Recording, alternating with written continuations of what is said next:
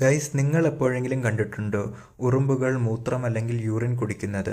നിങ്ങൾ ഒരു ബൗളിൽ കുറച്ച് യൂറിനും മറ്റൊരു ബൗളിൽ കുറച്ച് പഞ്ചസാരയും കലക്കി വെച്ചാൽ ഉറുമ്പുകൾ ഏറ്റവും കൂടുതലും ആ യൂറിൻ ഇരിക്കുന്ന ബൗളിലായിരിക്കും കയറാറുള്ളത്. ഇതിന് പ്രധാനമായും 4 കാരണങ്ങളുണ്ട്. ഒന്നാമത്തത്, ഉറുമ്പുകൾക്ക് പ്രോട്ടീൻ ഉണ്ടാക്കാൻ നൈട്രജൻ വേണം. യൂറിനിലാണെങ്കിൽ യൂറിയയും അമോണിയയും ഉണ്ട്.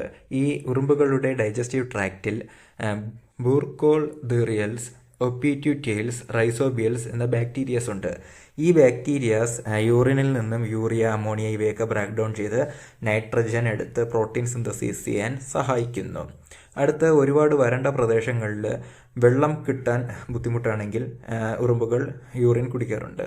പിന്നെ ഡയബറ്റീസ് ഉള്ള ആളുകളുടെ യൂറിനിലാണെങ്കിൽ ഗ്ലൂക്കോസ് കണ്ടന്റ് കാണും. അപ്പോൾ ഈ ഗ്ലൂക്കോസിന് വേണ്ടിയും ഉറുമ്പുകൾ യൂറിൻ കുടിക്കാറുണ്ട്. പിന്നെ ക്യാൻസർ ഡിറ്റക്ഷന് സഹായിക്കും ഉറുമ്പുകൾ.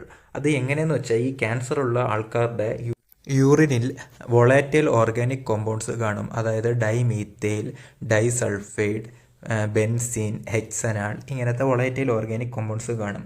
ഉറുമ്പുകൾ ഈ വോളാറ്റൈൽ ഓർഗാനിക് കോമ്പൗണ്ട്സിനെ അവയുടെ ഇണയെ ആകർഷിക്കാനും ഫുഡ് കണ്ടെത്താനും പിന്നെ കമ്മ്യൂണിക്കേഷന് വേണ്ടിയും ശത്രുക്കളെ വാൺ ചെയ്യാനൊക്കെ ഉപയോഗിക്കാറുണ്ട്. അപ്പോൾ യൂറിനിൽ ഈ വോളാറ്റൈൽ ഓർഗാനിക് കോമ്പൗണ്ട്സ് ഉണ്ടെങ്കിൽ ഉറുമ്പുകൾ അവയുടെ ആൻറ്റിനെ ഉപയോഗിച്ച് ഇതിൻ്റെ സ്മെല്ല് ഡിറ്റക്റ്റ് ചെയ്ത് ഈ കോമ്പൗണ്ട്സ് ഉള്ള യൂറിന് ചുറ്റും കൂട്ടം കൂടി നിൽക്കും. അപ്പോൾ അതിൽ നിന്ന് ആ യൂറിൻ ഒഴിച്ച വ്യക്തിക്ക് ക്യാൻസർ ഉണ്ടെന്ന് നമുക്ക് മനസ്സിലാക്കാൻ കഴിയും. അപ്പോൾ ഇതുപോലെ കൂടുതൽ കാര്യങ്ങൾ അറിയാനായി എൻ്റെ ചാനൽ സബ്സ്ക്രൈബ് ചെയ്യുക. വീഡിയോ ഇഷ്ടപ്പെട്ടാൽ ലൈക്ക് ചെയ്യുക, ഷെയർ ചെയ്യുക. Thanks for watching.